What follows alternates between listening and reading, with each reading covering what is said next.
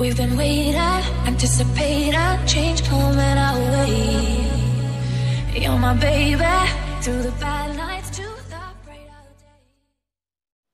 السلام عليكم متتبعي قناة ديفير تيفي أغريكولتور، مرحبا بكم في القناة. إذا كعجبكم الفيديوهات ديال ديفير تيفي المرجو الاشتراك في القناة. في هذا الفيديو الجديد غادي نهضروا على نوسيون دي زونغري اللي كينقسم على دو بارتي. البارتي الاولى زونغري سامبل والبارتي الثانيه على لي زونغري كومبوزي، ولكن في هذا الفيديو غادي نهضروا على لي زونغري سامبل، فتبعوا معنا الشرح. إذا لي زونغري سامبل أشنا هو ان ingrédient est dit simple quand il apporte un seul élément fertilisant majeur NPK. هو هاد الانغري اللي كيتواجد فيه واحد الايزوليمون فيرتيليزون بحال الامونيترات فيه غير الازوت 33.5، هذا كيتسمى زونغري سامبل، كيتواجد فيه واحد الاليمون ماجور. وهاد لي زونغري سامبل كينقسموا الى ثلاثه انواع: لي زونغري ازوتي سامبل، ثانيا لي زونغري فوسفاتي سامبل، ثالثا لي زونغري بوتاسيك سامبل. دونك غادي نهضروا على لي زونغري ازوتي سامبل اللي كيتقسموا ثلاثه الانواع، اللي هما زونغري ازوتي امونياكو اللي فيهم ثلاثه الانواع: سلفات امونياك 21% ديال الازوت، 24% ديال الصفر، اليوري 46% ديال الازوت، هي الامونياك 8% ديال الازوت. هاد ثلاثه الانواع اللي كيكونوا في لي زونغري ازوتي امونياكو اللي هما سارعين الذوبان في الماء. وعندهم واحد الدور اخر يعني لازوت امونياكال NH4+ est rapidement transformé en nitrate NO3. هادو هما لي زونغري ازوتي امونياكو. ثانيا لي زونغري ازوتي نيتريك NO3 اللي فيهم جوج الانواع: نيترات دو الشو 15.5 ديال الازوت و 26% ديال الكالسيوم، نيترات دو السود اللي فيها 16% ديال الازوت و 25% ديال Na. وهاد الدور ديال هاد لي زونغري ils sont très solubles dans l'eau، سريع الذوبان في الماء. ils sont rapidement perdus par le séchage avec les eaux de pluie ou d'irrigation. دغيا كتلسيفاو إلا كانت الماء ديال الشتا بزاف ولا الماء ديال الإريغاسيون كتير بزاف. النوع الثالث ديال لي زونغري ازوتي سامبل هو لي زونغري امونياكو نيتريك اللي فيه جوج الانواع: امونيترات مويان دوزاج اللي فيه 26 حتى 27% ديال الازوت.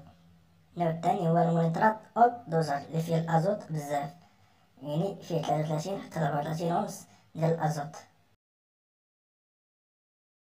من بعد ما شفنا لي زونغري ازوتي سامبل اللي كيتواجد فيه غير الازوت، غادي نشوفو في المرحله الثانيه لي زونغري فوسفاتي سامبل، لي زونغري اللي فيهم غير الفوسفات اللي كيتكونوا من ثلاثه لي جروب اللي هما لي زونغري فوسفاتي سلوبل، لي زونغري فوسفاتي ايبوسلوبل، لي زونغري فوسفاتي انوسلوبل.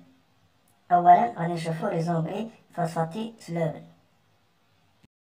اللي فيهم ثلاثه الانواع: سوبر فوسفات نورمال 18% الفوسفور، ثانيا سوبر فوسفات كونسونطري 25 حتى 35%، ثالثا سوبر فوسفات تريبل اللي فيه 45% ديال الفوسفور. الضوء ديال هاد لي زونغري ils sont immédiatement assimilables. ils sont utilisés juste avant plantation، كيتستعملوا مباشرة بعد الغرس. ثانيا لي زونغري فوسفاتي ايبوسلوبل اللي سرعة الذوبان ديالهم قليلة، فيه جوج الانواع: الفوسفات 34%، الفوسفات باسيسيك فيه 38% ديال الفوسفور.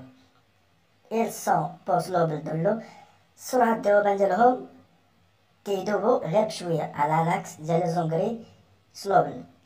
ils sont rapidement solubles par les acides faibles du sol.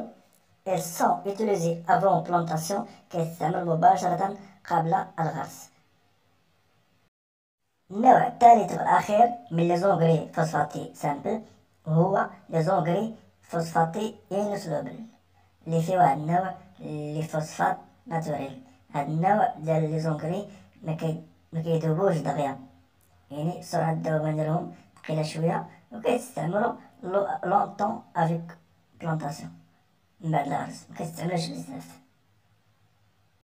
إذا من بعد ما شفنا لي زونغري أزوتي سامبل وشفنا كذلك لي زونغري فوسفاتي سامبل، غادي نشوفو واحد النوع الأخير اللي هو لي زونغري سامبل بوتاسي اللي هو لكا 12 اللي فيه البوتاس.